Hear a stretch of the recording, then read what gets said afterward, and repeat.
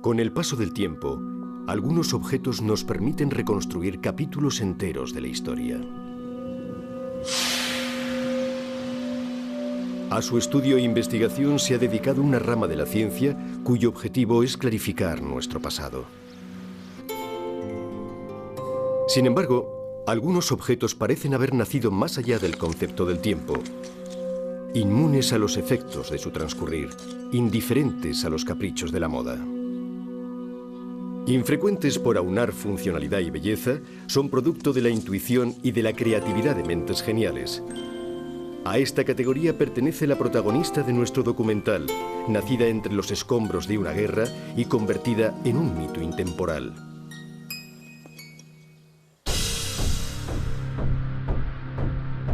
Vespa, una leyenda italiana.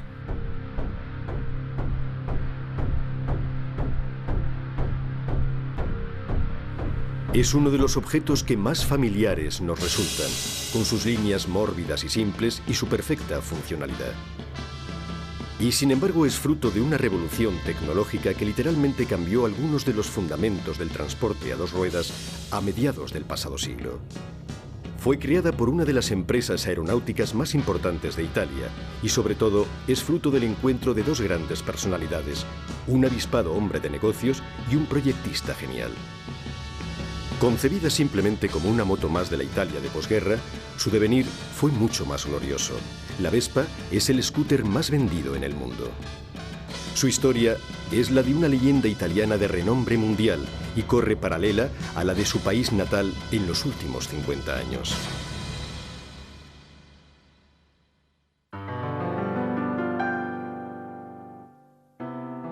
...1946... Acabada la Segunda Guerra Mundial, Italia es un país destruido. Como en otras muchas naciones involucradas en el conflicto, sus ciudades han quedado reducidas a escombros.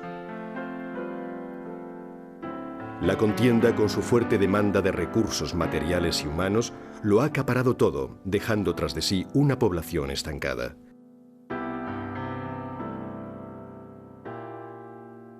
Faltan los bienes de primera necesidad, escasea el trabajo, por todas partes hay carestía y desolación. La economía está en manos del mercado negro.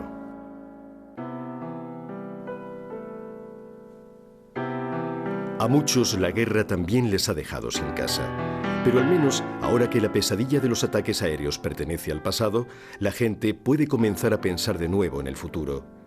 Piedra sobre piedra, reconstruyen con sus manos y su esfuerzo la posibilidad de recuperar una vida digna.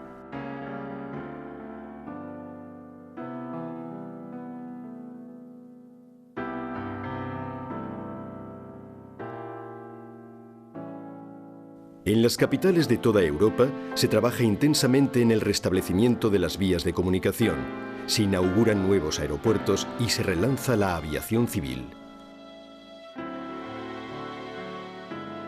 La compañía Piaggio, ya activa en el sector naval y ferroviario desde los albores de la industrialización, entra en el aeronáutico a principios del siglo XX, intuyendo el potencial de este nuevo medio de transporte. En Liguria y en Toscana, las factorías de Piaggio responden al instante a las demandas del mercado bélico con la creación del aeroplano P-108, un cuatrimotor de 26 metros de envergadura y con la construcción de potentes motores radiales. Pero si bien la contienda desencadena un fuerte desarrollo de las industrias dedicadas a la logística militar, estas, a su vez, se convierten en objetivo prioritario de los bombardeos enemigos. Al acabar la guerra, sobre todo en la industria toscana, todo estaba en ruinas. Enrico Piaggio se encuentra con una industria destruida, con una plantilla que pasa de 10.000 operarios antes de la guerra a solo 60 después de ella. Por tanto, hablamos de una completa destrucción, no solo de los productos, sino de las instalaciones. Y eso es toda una tragedia para cualquier empresa.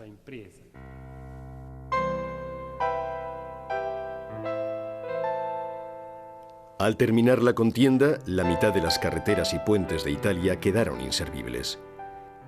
El problema del transporte se convierte entonces en uno de los más urgentes a la hora de relanzar la economía, no solo a escala nacional, sino también a nivel local. Se restablecen las líneas de tranvía y los servicios públicos urbanos para que la gente pueda retomar sus trabajos. El sector industrial sufre una escasez total de materias primas. Por eso se recurre a la chatarra que la guerra ha dejado, por ejemplo, en los extensos cementerios de aviones militares, cuyas piezas son incluso desguazadas a hachazos. Se funden partes de la carlinga y de las alas en hornos diseñados a tal fin para obtener así aluminio y otros metales necesarios para la reconstrucción del país.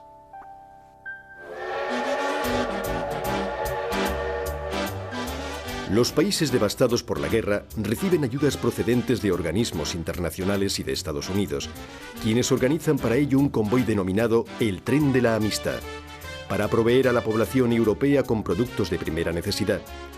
Se desarrolla una campaña de solidaridad a lo largo y ancho de Estados Unidos con el fin de socorrer a las gentes del otro lado del océano. Con ello, Italia parece ponerse en marcha, pedaleando en bicicleta o, para los más afortunados, sobre una moto. Sin embargo, la mayoría sufre la falta de vehículos a precios accesibles y las carencias de un sistema público de transportes que en esos momentos resulta del todo insuficiente. En este contexto social, Enrico Piaggio va madurando la idea de lanzar un producto totalmente innovador. Cuando Enrico Piaggio cambia totalmente la producción, pasando de fabricar aviones con una envergadura de alas de 26 metros a producir un vehículo de 1,5 metros de largo, está claro que realiza una profunda transformación empresarial. Él sostenía que era necesario que los empresarios contribuyeran a que el país volviese a la normalidad, que contribuyeran a esta reconstrucción en el sentido social y no solo en el económico. Y, por tanto, alcanzar unas cifras de producción no era el único objetivo de la empresa. Enrico Piaggio confía la realización de este nuevo producto a uno de sus mejores hombres, Corradino d'Ascanio, un eminente diseñador aeronáutico que en 1930 había conseguido hacer volar el primer helicóptero italiano, tal y como él contaba en una de sus pocas entrevistas. Le mie esperienze aeronautiche rimontano già quando ero bambino, che mi dilettavo di fare modelli, eccetera. Siccome tutta l'aviazione, l'industria aeronautica languiva, io pensai che la cosa importante era realizzare l'elicottero a cui avevo pensato sempre. Riuscii a fare questo elicottero pilotato dal allora maggiore Nell, ha battuto i primi record mondiali di lunghezza, durata e distanza.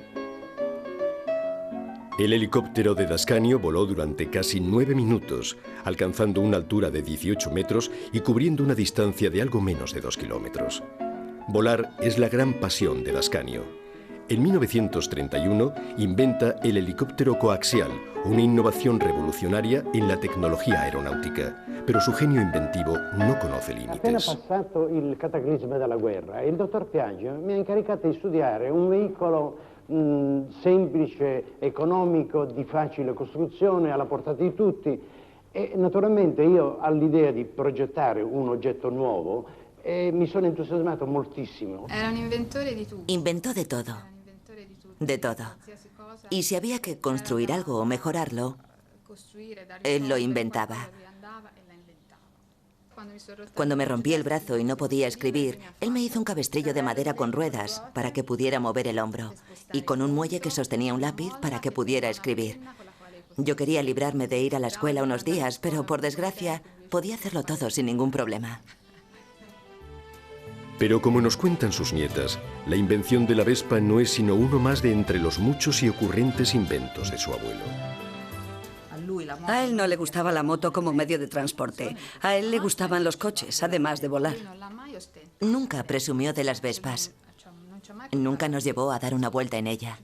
Nos llevaba en coche. Con el Vespa 400, que era un cochecito.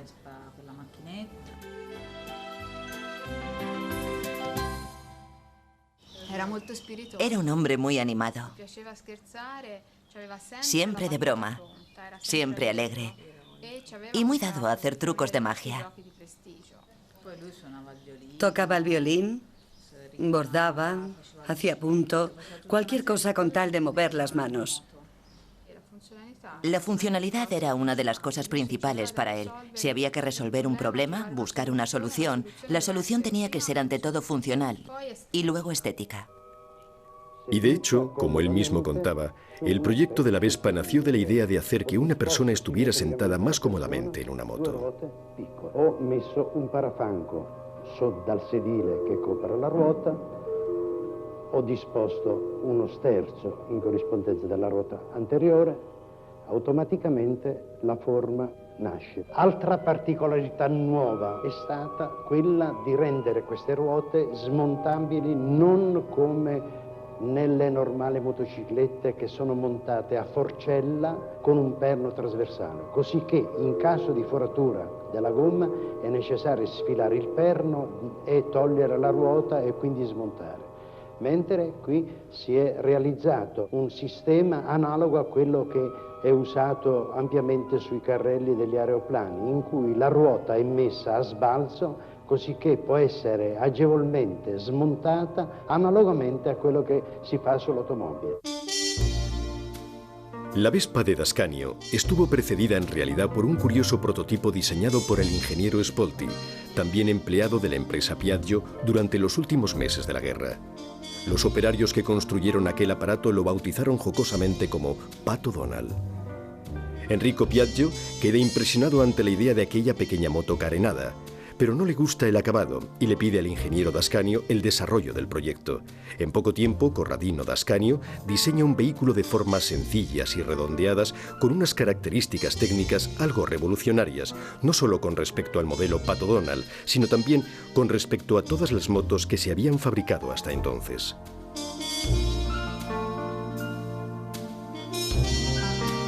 Dascanio se basa en sus conocimientos aeronáuticos, pero ciertas decisiones responden a su convicción de que la motocicleta es un medio de transporte incómodo y sucio. La MP6, el nombre técnico del nuevo vehículo, no es una moto con adornos aerodinámicos, sino un scooter, es decir, una moto con carrocería autoportante, con el cambio en el manillar y con el motor conectado a la rueda trasera, junto a la cual sobresale. El proyecto convence plenamente a Enrico Piaggio. Cuando ve el primer modelo, tal vez inspirado por la forma o quizá por el zumbido de su motor, exclama: «Si parece una Vespa», de ahí el nombre de Vespa.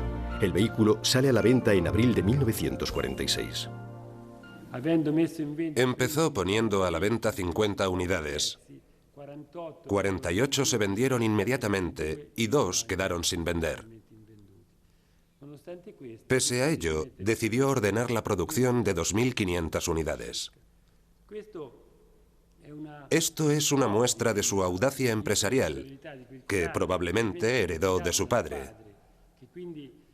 Y aunque aparentemente el mercado era poco propenso a aceptar un producto nuevo y revolucionario como la Vespa, el empresario creyó que el producto merecía ser ampliamente comercializado y decidió iniciar su producción en serie. La intuición de Enrico Piaggio se demostró acertada.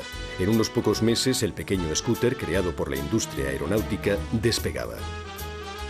Ya existían otras motos tipo scooter en países como Francia, Inglaterra o Estados Unidos, pero ninguna había conseguido ni por asomo el éxito de la Vespa.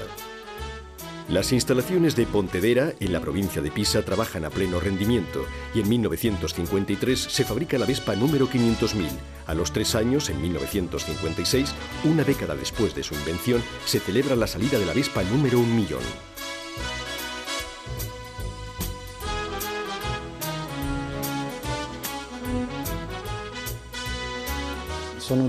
Quizá estas cifras no resulten hoy tan impresionantes, pero entonces eran realmente unas cifras monstruosas.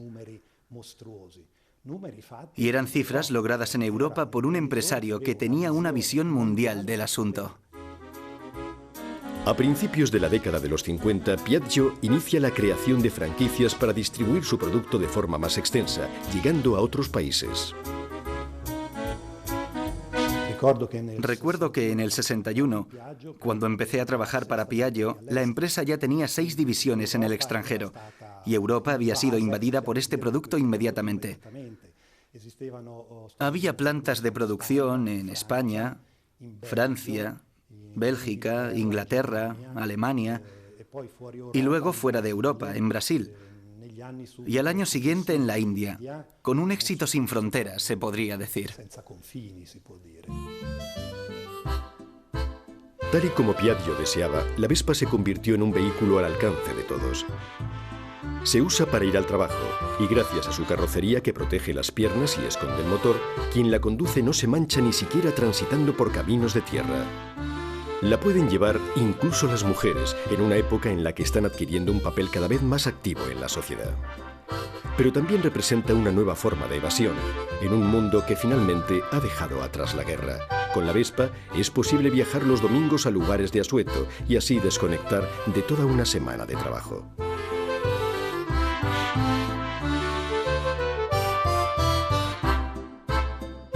Si el automóvil es todavía privilegio de unos pocos, la Vespa es el vehículo más popular entre las familias de los años 50.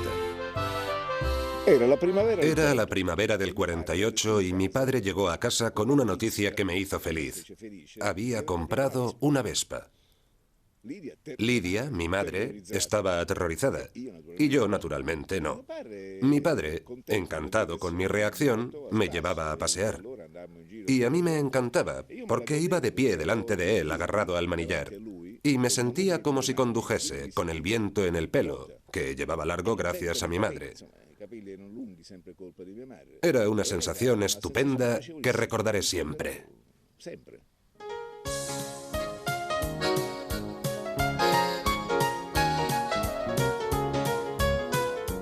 Ya desde los primeros años, el producto se adapta para responder a las diversas demandas del mercado y para combatir la fuerte competencia de la Lambretta, un scooter fabricado por la empresa Innocenti, situada a orillas del río Lambro.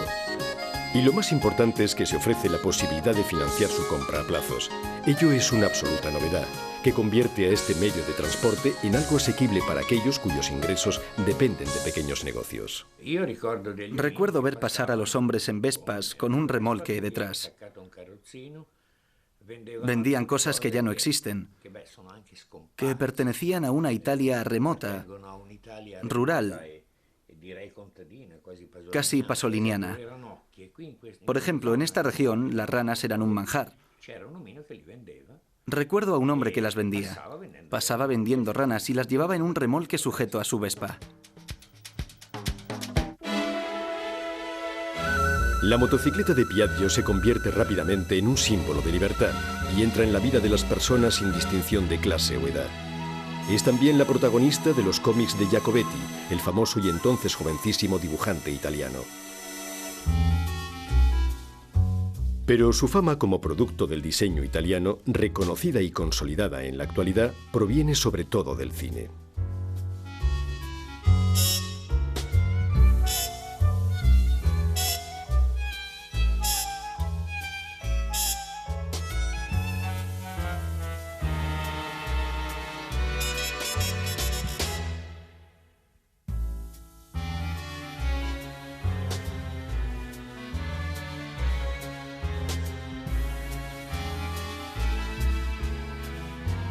Permette, Babbo?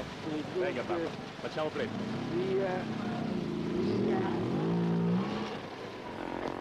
Se vuoi farti un bagno c'è sempre la dinozza, no? Babbo.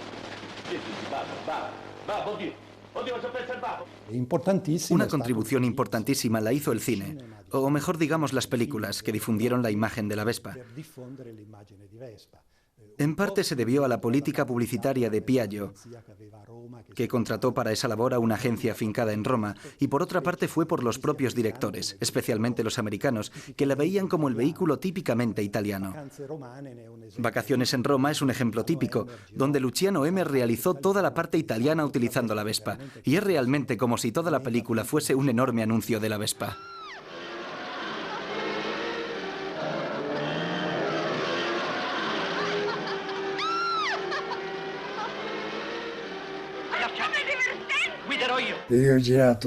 Rodé todos los exteriores de vacaciones en Roma con Audrey Hepburn y Gregory Peck. Según sus contratos, no podían montar en Vespa. Se suponía que la Vespa debía ir sobre un camión, pero les hice montar en ella y me arriesgué a que me demandaran. A finales de los años 50, la economía empieza a remontar. La posibilidad de comprar a plazos aporta a los hogares los elementos del nuevo bienestar. Son años de prosperidad, de conquista de nuevos derechos, de mejoras en el mundo laboral, lo cual da lugar a los primeros enfrentamientos enconados dentro de las fábricas. La década siguiente se iniciará con un punto de inflexión en las ventas de la Vespa, pues acaban de llegar al mercado unos insospechados competidores, los primeros utilitarios a 4 ruedas. Con la llegada del utilitario, prácticamente toda la clientela potencial de la Vespa pasó a ser la del auto. La Vespa seguía siendo importante para aquellos que no podían permitirse un coche, pero sus días estaban contados.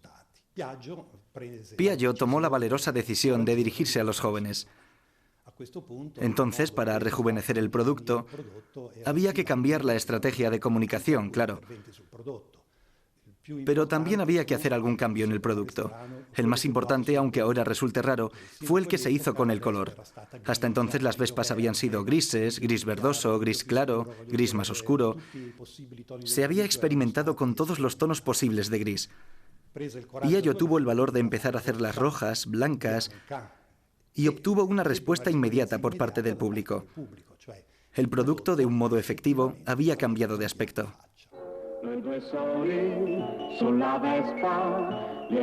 Cambia el modo de presentar el producto, con la complicidad de la televisión que comienza a imponer su propio lenguaje. Se renuevan los modelos, incluso en las gamas más tradicionales y populares como la GS. Salen al mercado modelos más originales y atrevidos como la 90 Super Sprint, hoy una de las más codiciadas por los coleccionistas. En 1963 se fabrica la primera de 50 centímetros cúbicos, para la que no se exige carné de conducir, sino tan solo haber cumplido los 14 años. Tiene un gran éxito entre los jóvenes. Vespa 50. Senza targa, senza patente.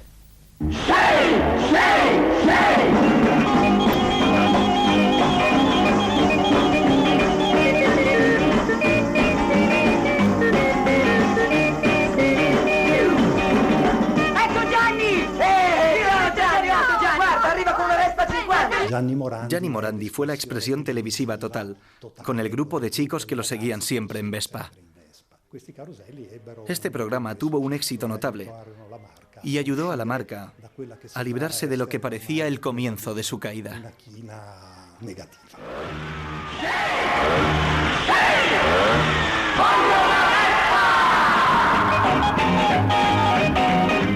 Con Vespa si può, perché si guida con gioia, è bella, è forte, è robusta, ci porta sicuri su tutte le strade. Sì, con Vespa si può. Piaggio cuida mucho la faceta publicitaria. La primera publicidad de Vespa en el 46 se hizo con una mujer. La mujer que conduce la Vespa es una mujer que trabaja. El 46 fue el primer año en que las mujeres votaron en Italia. Y, por tanto, era un mensaje, como diría, que anticipaba mucho aquella emancipación femenina y señalaba a los valores que estaban detrás de esos elementos de emancipación. Y, en efecto, entre las indicaciones que Piaggio le dio a D'Ascanio durante la fase de diseño, figuraba que debía ser también un vehículo apto para las mujeres. D'Ascanio, que no era un apasionado de las motos, no tuvo dificultad en satisfacer dicha demanda. De hecho, durante años, las campañas publicitarias estuvieron dirigidas indirectamente a las mujeres. El hombre compra la Vespa porque a las mujeres les gusta la Vespa.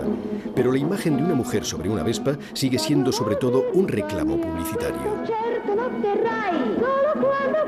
Quando una Vespa adoprerai, sopra i monti arriva il mare, con lei potrai arrivare, è lo scooter da comprare. Vespa, 2 volte economica.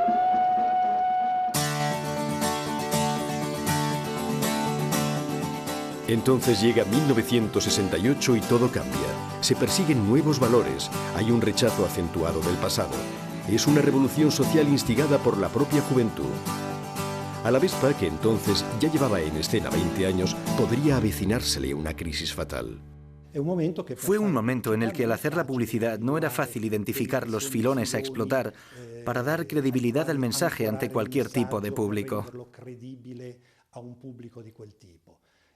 Y aquí debo decir que la agencia publicitaria de aquel momento, la líder, tuvo un gran golpe de imaginación, digámoslo así, con aquella campaña publicitaria "Quien Vespa come manzanas". Ah, ci risiamo.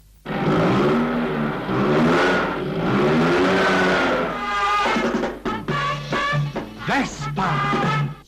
Quien Vespa, como si el verbo fuese vespar, andar en Vespa, ya era una gran ocurrencia.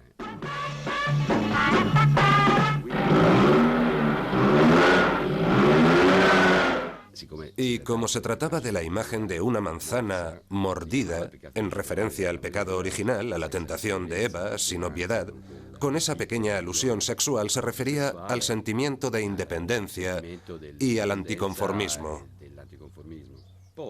Visualmente estaba basado en el neodadaísmo, que era un estilo dentro del movimiento hippie de los años 60. La combinación de todo ello fue algo que podría estar perfectamente dentro de una galería de arte hoy día, e incluso de hecho en la época.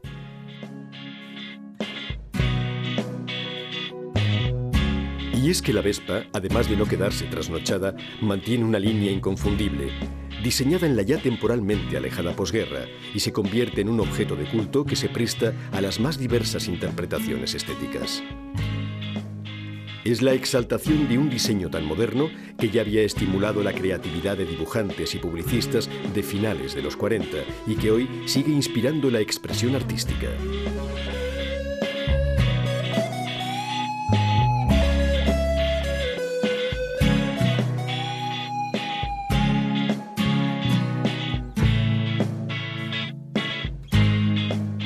Algunos ejemplos se conservan en el Museo Piaggio de Pontedera, como una gigantesca PX, concebida para una exposición internacional.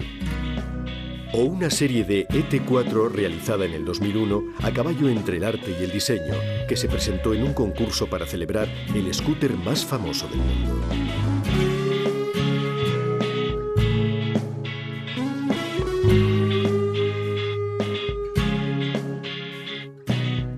Uno de los artistas legendarios de la Vespa nos explica la particularidad de esta forma legendaria.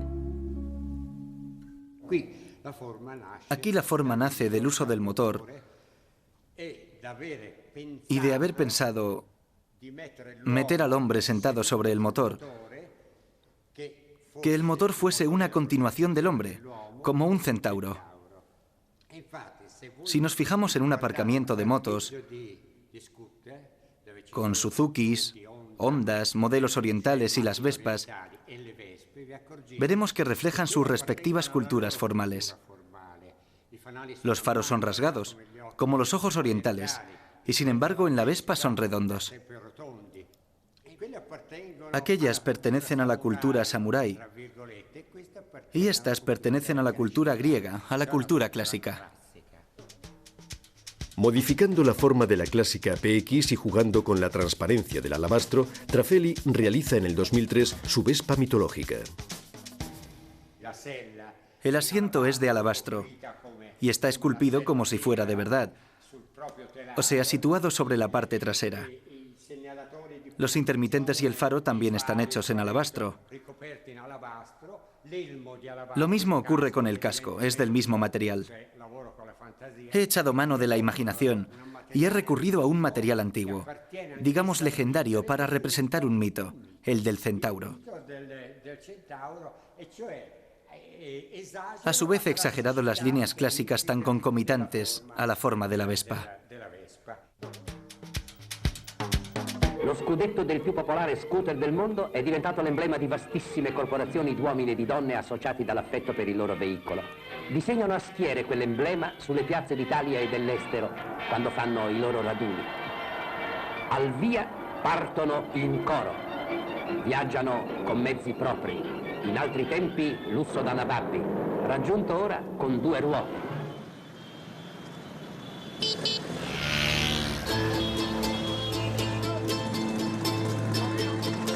Una de las características que acompañaron a la Vespa desde el principio fue su poder de convocatoria.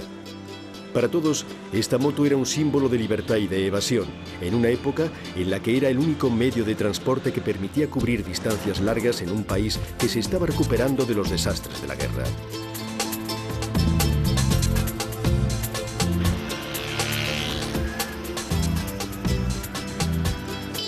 En 1949 nace en Viareggio el primer club de Vespas de Italia.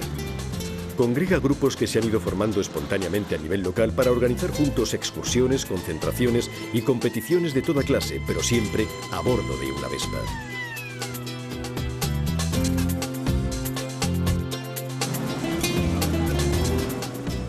Con los años se ha mantenido intacta esta tendencia de los amantes de la Vespa a asociarse y compartir su pasión común, y continúa siendo un reclamo para sus aficionados, que vienen desde todos los rincones del planeta a sumarse a estos encuentros. Es el caso de Eurovespa, la concentración más famosa en Europa. Eurovespa comenzó en 1955 en San Remo. Es una cita a la que acude gente de las principales capitales europeas y se celebra siempre en el mismo sitio, en su única sede. La Europa de la Vespa nació antes que la Europa política. En Eurovespa, la pasión por este scooter se manifiesta de formas diferentes y allí se encuentran en torno al mismo objeto de deseo las personas más diversas.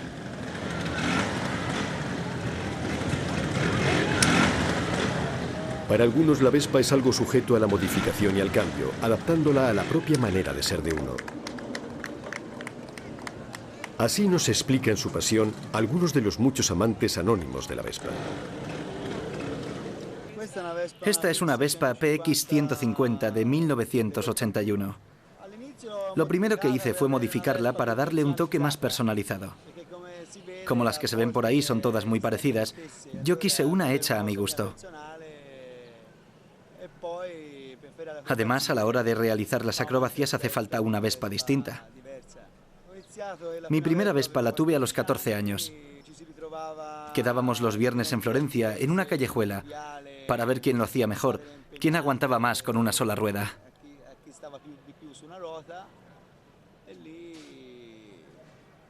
Y bueno, dedicaba mucho tiempo a practicar por mi cuenta. Y por eso siempre ganaba yo. Pero hay también aficionados veteranos que aún conservan la moto de su adolescencia, con el mismo cariño con el que rememoran los recuerdos de aquella edad, como por ejemplo la señora Charrier. Cuando era adolescente, claro que tenía un scooter, una Vespa. Yo vivía en las montañas y para costearme la gasolina iba a coger caracoles los días de lluvia. A los 18 años vendí el scooter y me compré el utilitario Vespa 400. Yo vivía en la Alta Saboya y era la primera vez que veían un modelo así. Fue todo un acontecimiento.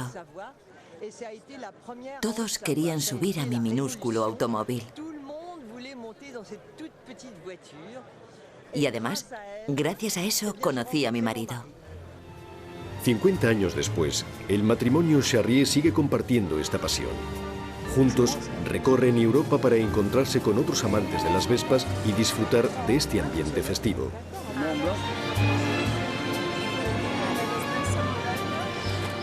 Eurovespa es también el punto de encuentro de los coleccionistas y de quienes buscan objetos originales, las últimas publicaciones o recambios difíciles de conseguir a la hora de arreglar una Vespa antigua.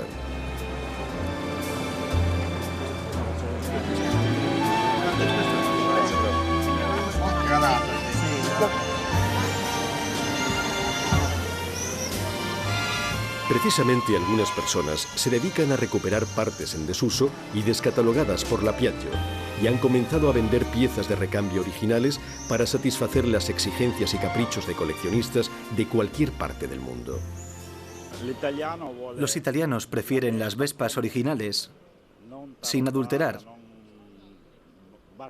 sin nada más.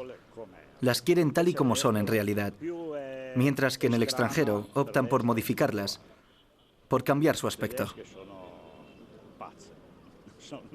Los alemanes están como una cabra, hacen auténticas locuras. Les da por quitar la carrocería, han construido incluso una Vespa con motor de hidrógeno. Vamos, algo que puede explotar como una bomba atómica.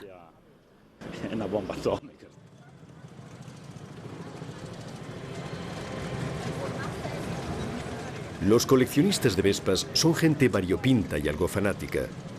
Pero lo que más llama la atención en estas concentraciones es la extraordinaria variedad de modelos que se han ido produciendo en 60 años. Como nos explica su orgulloso propietario, existe incluso un rarísimo ejemplar de Vespa de guerra, dotado de un cañón de 75 milímetros. Fabricada en Francia, en la factoría de Fourchambault, fue utilizada por el ejército francés durante la guerra de Argelia. Cada aficionado tiene una historia que contar, un recuerdo personal de cómo comenzó todo. Un día me trajeron una vieja Vespa a mi taller para que le hiciera una puesta a punto. Ahí es donde comenzó mi afición, porque unas semanas después mi tío me vio con ella y me dijo: ¿por qué no te compras una Vespa? Yo también tengo una. Le contesté: vale, y si quieres incluso te compro la tuya.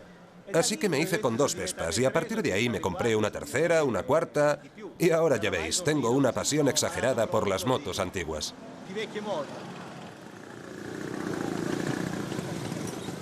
Mi pasión es sobre todo por las Vespas desde pequeño. Recuerdo cuando mi abuela me daba una vuelta con su Vespa. Luego me enamoré de la de 3 ruedas, la Vespa modelo AP. Y es un pequeño sueño que pude cumplir el año pasado. Me divierto muchísimo porque no es solo cosa mía, sino que lo comparto con mis amigos. Vamos a muchos encuentros de Vespas AP que se llaman precisamente aperitivos. Nos divertimos bastante. Brigitte Bardot viajó en esta moto. Mientras rodaba una película en Capri, se vio asediada por los fotógrafos, que en aquel entonces ya se llamaban paparazzi. En un momento determinado consiguió salir montada en esta moto y escapar de los fotógrafos. El conductor de la misma, su taxista particular, la llevó hasta su casa dejándola en el garaje. Y de ahí se fue a otra parte. Hace 7 años tuve la oportunidad de ponerme en contacto con la actriz francesa, mandándole la información que atestiguaba este hecho. Le gustó tanto que me respondió felicitándome por ello y diciéndome que vendría a San Marino exclusivamente para revivir esa anécdota de su juventud.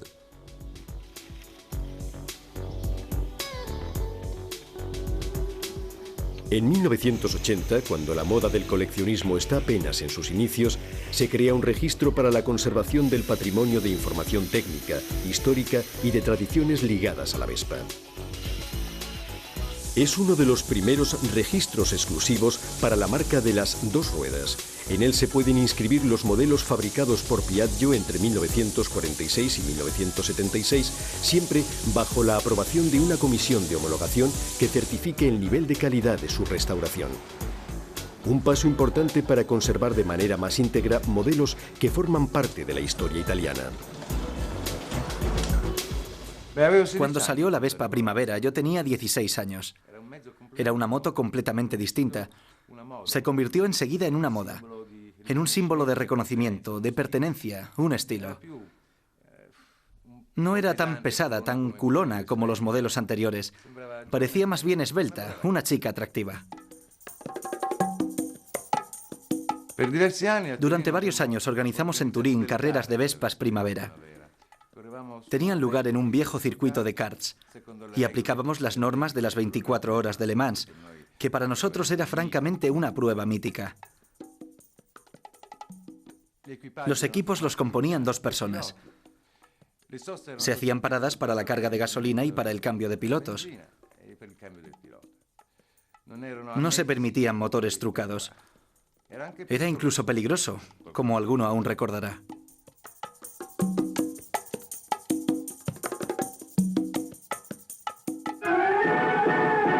Questa concorrente viene da lontano. La parigina Odette Narcy è già al suo secondo giro, una veterana.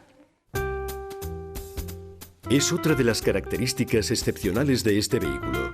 A pesar de ser diseñado para un uso familiar, seguro y alejado de la competición, no tarda en protagonizar competiciones internacionales.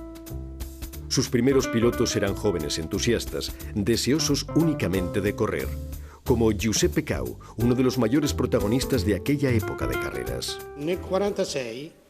Empecé a correr en el 46, en la carrera de Roma-Ostia, en la de Monte Mario, de Rocca di Papa, de la Merlucha, del circuito de Caracalla. Gané en todas ellas. Era un chavalillo, pesaba 42 kilos. Un día, Enrico Piaggio se enteró de todas estas victorias y dijo: hay que mandar a este chico a Pontedera para que se ejercite con motos de carreras. Él me consideraba un buen piloto, así que en 1948 me trasladé a aquella localidad.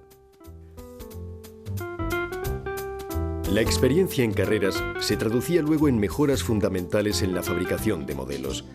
Los pilotos de Pontedera eran a su vez los mejores experimentadores de la empresa Piaggio.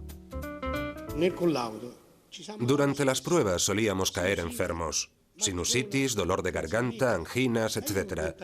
Por eso se me ocurrió esa máscara que no se empañaba y que estaba hecha incluso con partes de la Vespa. El aire entraba y circulaba por los lados, de modo que no se producía vaho. Cuando Dascanio vio el artilugio en cuestión, me dijo: ¿por qué no lo patentas? Contesté: ingeniero, es solo una idea. Pero hombre, basta con la idea, me dijo. En aquella época nace también el equipo acrobático de la Piaggio, del cual forma parte naturalmente Giuseppe Cau, ágil y de poco peso. Empezamos a hacer exhibiciones acrobáticas. Recorrimos toda Europa. Yo me sentaba en la parte delantera con los brazos extendidos, así, yo siempre delante. El resto iban alineados detrás de mí y otros 2 o 3 en perpendicular. Ecco l'emblema della motorizzazione, avanzare anche quando si retrocede. Ecco una soluzione per le domeniche al mare con famiglia numerosa. Sfruttano al massimo la portata della macchina. Ma che sagoma di incontro, sono i volontari della contravvenzione.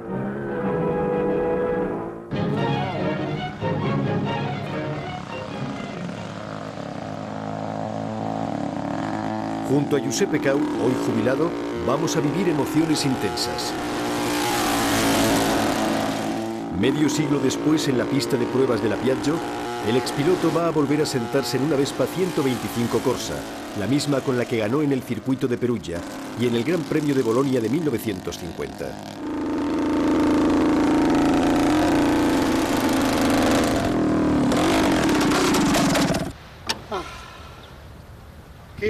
¡Qué alegría! 56 años después, de nuevo montado en esta moto. Ha sido algo precioso, realmente bonito. Las ansias de batir los récords de velocidad se contagian también a la Piaggio de aquellos años. Este pequeño bólido de 125 centímetros cúbicos, llamado Vespa Siluro, conquista en 1951, durante la carrera Roma-Ostia, el récord mundial de carrera en línea, con una velocidad media de 171 kilómetros por hora. Un año antes, otro bólido Piaggio, con carenado de metal y de la misma cilindrada, había conquistado 17 récords mundiales en el circuito de Montlhéry.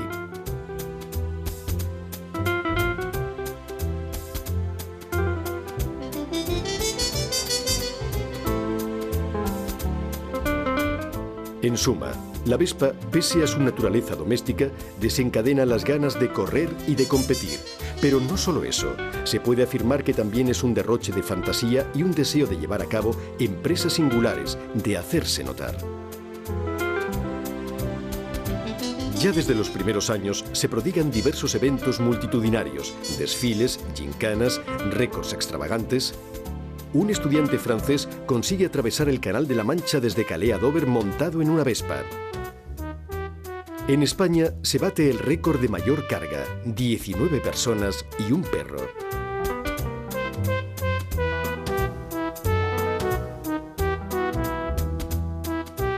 En cada acontecimiento, en cada reencuentro, la gente acude en gran número. La Vespa forma ya parte de la vida social y hace evidente su gran capacidad de convocatoria.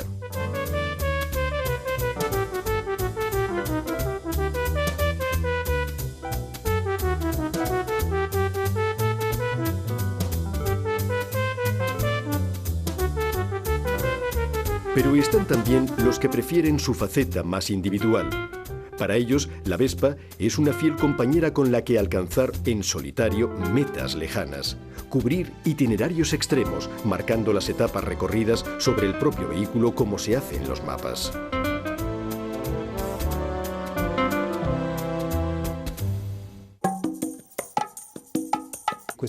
Este producto quizás deba su éxito a su forma, pero también al hecho de que desde el punto de vista tecnológico se le han ido haciendo mejoras constantemente. La Vespa parece ser siempre la misma, pero un modelo de 1946 no tiene nada que ver con uno fabricado en 1970. Recuerdo que hicimos un estudio con el departamento de proyectos para descubrir si quedaba alguna cosa en común, y efectivamente vimos que sí. Se trataba de la llave que bloqueaba la dirección a la altura del eje del motor. Un trozo de metal de unos pocos milímetros al que llamamos la semilla de la Vespa. Era para darle una continuidad a este producto, que ya la tenía a nivel de la forma, pero que en el plano técnico estaba en constante desarrollo.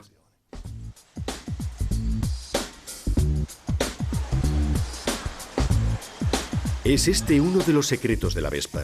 Con los años ha logrado renovarse continuamente, pero sin hacerlo evidente por fuera.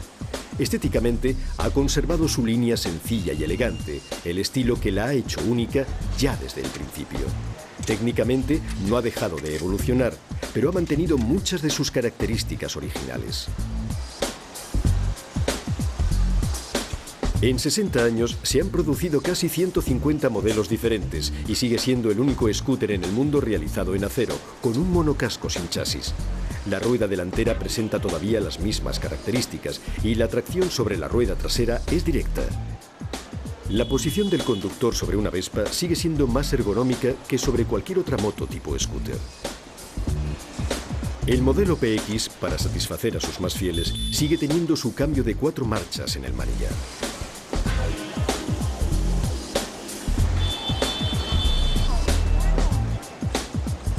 Hoy día Piaggio cotiza en bolsa y las ventas de los nuevos modelos están en las cotas más altas en la historia de la compañía. La atención y la pasión que esta marca atrae son mayores que nunca. Las 999 réplicas históricas fabricadas para celebrar los 60 años de la Vespa fueron vendidas antes de que salieran de la planta de producción.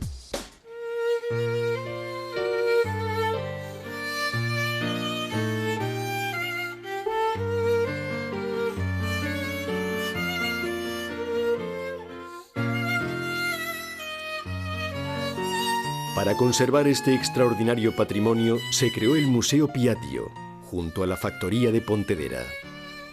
El Museo Piaggio, que es el lugar en el que sustancialmente se conservan la filosofía y los valores de este vehículo, trata de presentar no solo al público de fuera, sino también a los creativos, a los diseñadores, la posibilidad de dar un uso práctico, de disfrutar de este concepto que vio la luz en 1946.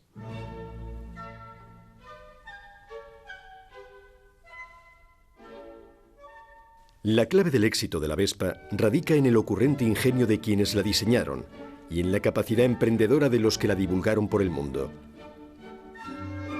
Pero también en quienes han continuado fabricándola sin perder su esencia y sin traicionar sus valores originales. La historia de la Vespa es la historia de un mito que nació pensando en el futuro y que ha llegado a ser objeto de colección sin pasar nunca de moda, siendo un objeto de deseo en el presente.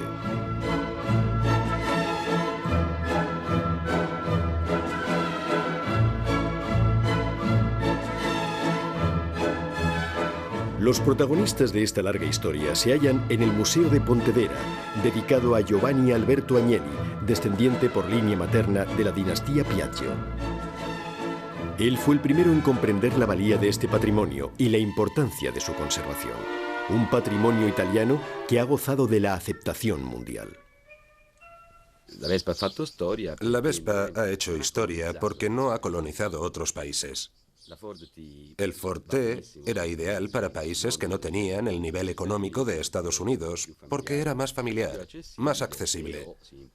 Los americanos importaron un modelo diferente y siguieron exportando el suyo. La Vespa, por el contrario, no se ha exportado. Más bien ha sido que la Piaggio se ha asociado con otras compañías extranjeras y ha mantenido una imagen, a fin de cuentas, probablemente coherente con el espíritu italiano.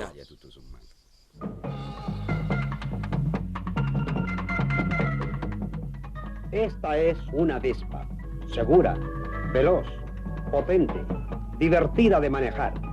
En el llano se desliza suavemente, pero su nervio lo demuestra todo en su impulsivo arranque.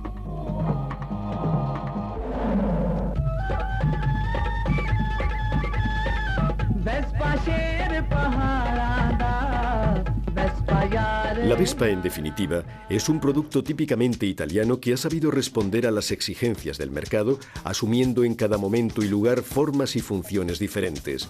Un vehículo que se ha dejado contaminar por otras culturas, pero permaneciendo siempre fiel a sí mismo y a su propio estilo.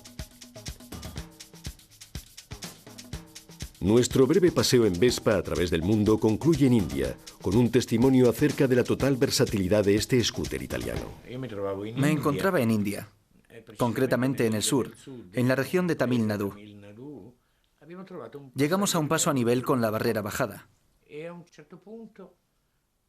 En ese momento llegó un hombre en un scooter y se situó al lado de nuestro vehículo. Llevaba una carga a un lado, una especie de bulto de gran tamaño, envuelto en una tela. Entonces le pregunté a mi chofer que qué podría ser aquello. Él, con toda naturalidad, me dijo que era un cadáver. Vaya, un cadáver, comenté. ¿Y por qué lo transporta de esa manera? Él me respondió, seguramente se dirige a Kenchipuram, la ciudad santa, para incinerarlo en una pira. En ese momento se estaban dando dos situaciones bien distintas. Yo era un occidental que estaba viajando por placer, por turismo, mientras que él era una persona que estaba llevando un cadáver para ser incinerado, posiblemente un familiar. Lo mismo era su padre, quién sabe. Y entonces me entró esa, ¿cómo decirlo?, esa necesidad de establecer un mínimo de contacto humano. Lo que le dije quizá fuera la cosa más banal, digamos estúpida, que uno podría decir en aquel contexto. Me dirigí a él en inglés diciéndole, yo soy italiano. Mi comentario obviamente no suscitó en él ningún tipo de reacción. Entonces en ese momento se abrieron las barreras y justo cuando estábamos echando a andar, él repentinamente hizo un gesto dando a entender que lo había comprendido. Señalaba su moto diciéndome, ¡Vespa, Vespa!